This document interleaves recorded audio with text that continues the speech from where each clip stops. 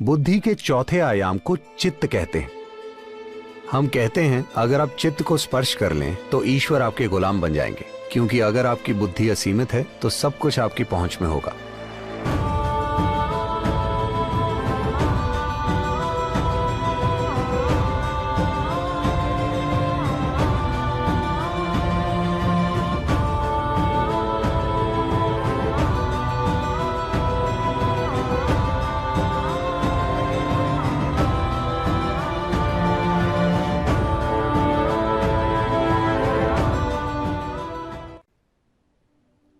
योग विज्ञान में दिमाग जैसा कुछ नहीं होता।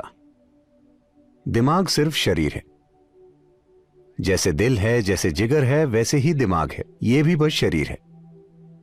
मुझे लगता है कि दिमाग को बहुत ज्यादा बढ़ा चढ़ाकर इसलिए प्रस्तुत किया जा रहा है क्योंकि जैसा कि मैंने सुबह भी कहा था, हमारी शिक्षा प्रणालियां पूरी तरह से तर्क पर आधारित हो गई हैं। हमें लगता है कि तर्क ही सब कुछ है। तो योग विज्ञान के अनुसार मन के 16 हिस्से हैं और ये 16 हिस्से 4 श्रेणियों में आते हैं। पहली है बुद्धि। बुद्धि मतलब तर्क। मैं आपसे पूछता हूं, आपको बुद्धि तेज चाहिए या मंद? आप सब चुनिए, मैं आपको आशीर्वाद देने वाला हूं। आपको तेज चाहिए। तो बुद्धि एक चाकू की तरह है। चाकू का इस्तेमाल चीजों के 2 टुकड़े करने के लिए होता है। यही बुद्धि की प्रकृति है। आप जो भी देंगे वो उसके 2 टुकड़े करेगी। पूरा आधुनिक विज्ञान मनुष्य की बुद्धि से पैदा हुआ है, इसीलिए सारा काम चीर-फाड़ से होता है। अगर आप एक वैज्ञानिक को फूल देंगे तो वो इसके टुकड़े करके देखेंगे। अगर आप इसके टुकड़े करके देखेंगे तो आपको फूल के बारे में कई जानकारियां जरूर मिल जाएंगी, पर आपको उसके बाद फूल नहीं मिलेगा। अगर अब आपको कुछ वाकई जानना है, मान लीजिए आपको आपकी मां के बारे में जानना है, कृपया उनके टुकड़े मत करना। ये ऐसे काम नहीं करता, क्योंकि जो चीज आप चीर-फाड़ से जान सकते हैं वो जीवन का भौतिक पहलू है। आप जीवन को चीर-फाड़ से नहीं जान सकते। सिर्फ भौतिक चीजों की चीर-फाड़ की जा सकती है। पर अब हम हर चीज जानने के लिए तर्क का इस्तेमाल करते हैं, तो हम 2 टुकड़े करने की कोशिश करते हैं। हम दुनिया को एक करने की, समानता और आत्मज्ञान की बात करते हैं और सब कुछ तर्क से करना चाहते हैं। यह ऐसा है जैसे चाकू का सिलाई के लिए इस्तेमाल करना। अगर आप चाकू से कुछ सिलेंगे तो आप उसके टुकड़े कर देंगे। तो हम ये देख रहे हैं कि हम किसी चीज के बारे में जितना ज्यादा ज्ञान इकट्ठा करते हैं, गलतफहमी और सत्य से दूरी उतनी बढ़ती जाती है। इसीलिए नहीं कि जानकारी बुरी है, पर इसीलिए क्योंकि हम चाकू से सिलने की कोशिश कर रहे हैं। तो तर्क एक चाकू की तरह है। इसे तेज होना चाहिए। यह जीवित रहने का औजार है। अगर आप में चीजों में फर्क करने का तर्क नहीं होता तो आप इस धरती पर जिंदा नहीं रह पाते। यह बहुत ही जरूरी है। लेकिन यह सिर्फ आपको जिंदा रख सकता है, पर यह तब तक काम नहीं कर सकता जब तक कुछ मात्रा में याददाश्त ना हो। अगर आपकी सारी याददाश्त मिटा दी जाए तो इससे फर्क नहीं पड़ता कि आपका भौतिक स्तर कितना है। अगर आपकी सारी याददाश्त चली जाए तो आप अचानक मूर्ख लगने लगेंगे। आप शायद तब भी बुद्धिमान हो, पर आप मूर्ख लगने लगेंगे। भारत में यह हमेशा होता है। लोग ग्रामीण और शहरी बच्चों को साथ बिठाकर उनका टेस्ट लेते हैं, सिर्फ इसलिए कि शहरी बच्चे के पास ज्यादा जानकारी है तो वो स्मार्ट लगता है। गांव का बच्चा मूर्ख लगता है, लेकिन आप उन्हें वास्तविक स्थिति में रखें तो आप देखेंगे कि वो ज्यादा स्मार्ट निकलेंगे, क्योंकि उनकी बुद्धि पूरी तरह से सक्रिय है। तो तर्क तभी समझदार लगता है जब आप उसे बहुत सी जानकारी का सहारा देते हैं। इसीलिए इंफॉर्मेशन टेक्नोलॉजी का इतना महत्व है और हर कोई जानकारी को लेकर पागल हो रहा है। वो केवल वक्त बर्बाद करने के लिए फोन में नहीं देखते रहते। उसकी वजह है कि सिर्फ उन्हीं छोटी छोटी जानकारियों के सहारे ही वो अपने समाज में, दोस्तों के बीच स्मार्ट नजर आते हैं। सिर्फ जानकारी होने पर ही वो स्मार्ट नजर आते हैं, उसके बिना वो कुछ स्मार्ट नहीं कर सकते। मैं आपको एक उदाहरण देता हूं। हमारे यहाँ 2 तरह के स्कूल हैं। एक स्कूल आधुनिक है और वहां 30% बच्चे अमेरिका से भारत पढ़ने आते हैं, और दूसरा स्कूल पूरी तरह से पारंपरिक है। वहां हम उनको योग, शास्त्रीय नृत्य, शास्त्रीय संगीत, कलरीपायट्टू, जिससे सभी मार्शल आर्ट्स पैदा हुए हैं, संस्कृत और अंग्रेजी भाषाएं सिखाते हैं। उनको किसी तरह का शैक्षिक ज्ञान नहीं दिया जाता। ये कुछ साल पहले की बात है। सारे छोटे बच्चे हाथ धोने के लिए भागे। नल इतनी ऊंचाई पर है, 6 से 7 साल के बच्चे वहां तक पहुंच नहीं पाते। तो आधुनिक स्कूल के सारे बच्चे वहां जाकर बहुत सभ्यता से खड़े होकर इंतजार कर रहे थे कि कोई शिक्षक या कोई और आकर बेंच रखे जिस पर चढ़कर वो हाथ धोएंगे। और ये दूसरे बच्चे दौड़े, बड़े बच्चे नीचे झुके, छोटे बच्चे उन पर चढ़े और हाथ धोकर भाग गए।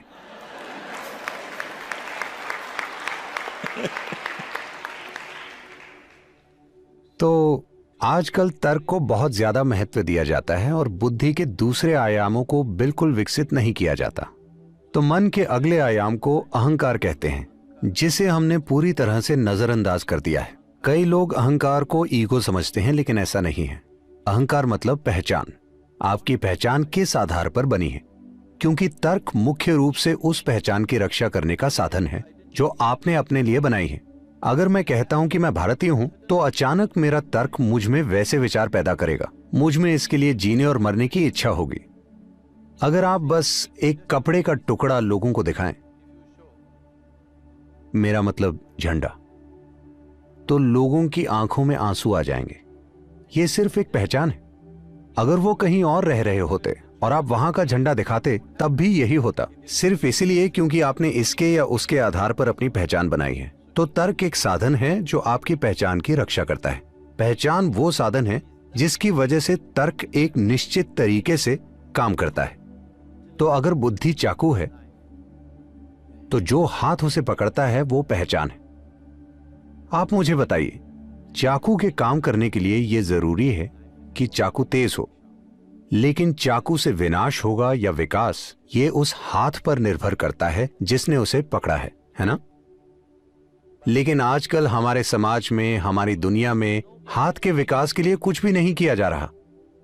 हम अपनी छोटी से छोटी पहचानें बनाते जा रहे हैं। इससे हर हाल में अशांति ही होगी, मनुष्य के भीतर भी और बाहर की दुनिया में भी। कोई और रास्ता नहीं है। प्राचीन काल से ही पूर्वी संस्कृतियों में हमेशा ब्रह्मांडीय पहचान की शिक्षा दी जाती है। अहम ब्रह्मास्मि। 12 साल की उम्र में आपको यह पता होना चाहिए, अहम ब्रह्मास्मि, इसका अर्थ है मैं ब्रह्मांड हूं। असीम के आधार पर पहचान बनने से पहले शिक्षा बिल्कुल नहीं दी जानी चाहिए। सिर्फ पहचान स्थापित होने के बाद ही शिक्षा होनी चाहिए, क्योंकि सही तरह की पहचान के बिना शिक्षा विनाशकारी हो जाती है। क्योंकि आपके पास एक सीमित पहचान है। हम चाहे जो कुछ भी कहें, लेकिन मूल रूप से सारे अपराध, सारे बुरे और भयंकर काम जो हम करते हैं, वो सीमित पहचान की वजह से ही हैं, है ना? ये मेरा तरीका है, वो आपका तरीका है। ये मेरा देश है, वो आपका देश है। ये मेरा धर्म है, वो आपका। ऐसा ही होता है। पहचान का विकास किए बिना ही हम चाकू को तेज बना रहे हैं। हमारा हाथ अस्थिर है, पर हम चाकू को तेज बना रहे हैं और याददाश्त से उसे शक्तिशाली बना रहे हैं। तो मन के अगले आयाम को मनस कहते हैं। ये याददाश्त का संग्रह है। यहां याददाश्त के 8 आयाम हैं। इसमें 5 तत्वों की याददाश्त, परमाणु के स्तर पर याददाश्त, विकास संबंधी याददाश्त, कर्मों की याददाश्त, सचेतन की याददाश्त, अचेतन की याददाश्त, स्पष्ट याददाश्त, अस्पष्ट याददाश्त, ऐसी ही याददाश्त की कई सारी अवस्थाएं हैं। जैसे हमने पहले ही चर्चा की थी, इस शरीर में हर उस चीज की याददाश्त है जो इस ग्रह पर हुई है। अगर हम पर्याप्त ध्यान दें तो हम सिर्फ इसे देखकर ही जान सकते हैं कि जीवन का विकास कैसे हुआ है। सिर्फ 150 साल पहले चार्ल्स डार्विन ने इस ग्रह के जीवन का अध्ययन किया और जीवन के विकास के बारे में बताया था।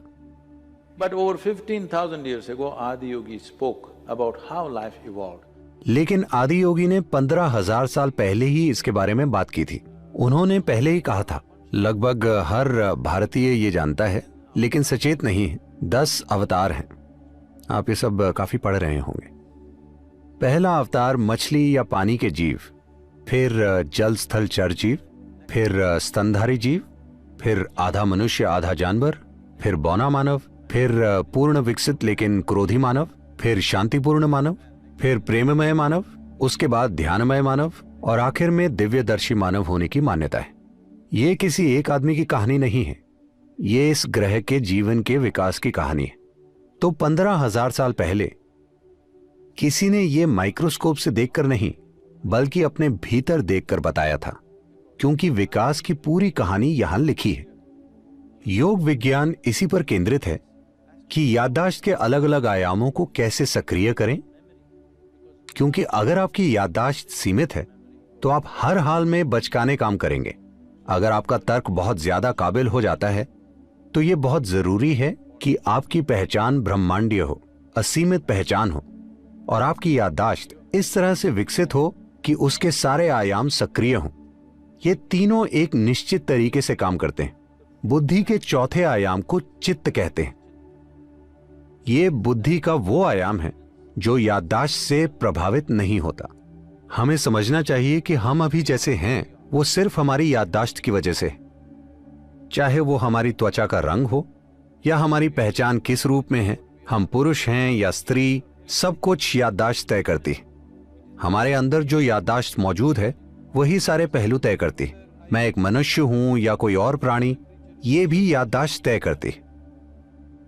याददाश्त एक अद्भुत संभावना है, लेकिन वो एक रुकावट और एक सीमा भी है। जिसे अब मैं और आप कहते हैं, उनके बीच की सीमा भी सिर्फ याददाश्त ही है। जो मुझे अपने सिस्टम में याद है और जो आपको अपने सिस्टम में याद है, वही सीमा है। तो याददाश्त एक सीमा भी है और जितने भी रूप हुए हैं उनका आधार भी।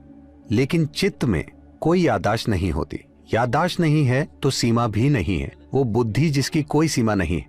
योग संस्कृति में इसे शरारती तरीके से व्यक्त किया गया है। हम कहते हैं अगर आप चित्त को स्पर्श कर लें तो ईश्वर आपके गुलाम बन जाएंगे, क्योंकि अगर आपकी बुद्धि असीमित है तो सब कुछ आपकी पहुंच में होगा।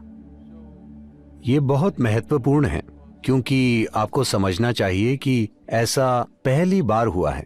पहली बार हमारी जीवित रहने की प्रक्रिया इतने बेहतरीन तरीके से व्यवस्थित है। पहली बार मनुष्यों के पास इतना समय है कि वो चीजों पर ध्यान दे सकें, वरना भोजन का प्रबंध करने में ही 24 घंटे लग जाया करते थे। संपन्न समाजों में हम फिर से वही पुरानी चीजें कर रहे हैं। जैसे कि आपने बताया, मोंटाना में किसी को 3 काम करने पड़ते हैं। जब यहाँ इतनी सारी जमीन है तो आपको भोजन के लिए काम पर जाने की क्या जरूरत है, क्योंकि आपको भोजन वॉलमार्ट से खरीदना है। मेरा मतलब, हमने सारी परिस्थिति को टेढ़ा मेढ़ा कर दिया है। लेकिन पहली बार जीवन चलाने की प्रक्रिया इतने अच्छे से व्यवस्थित है कि अब मानवता का वक्त आ गया है। अब वक्त आ गया है कि मनुष्य जीवन के गहरे आयामों को खोजें।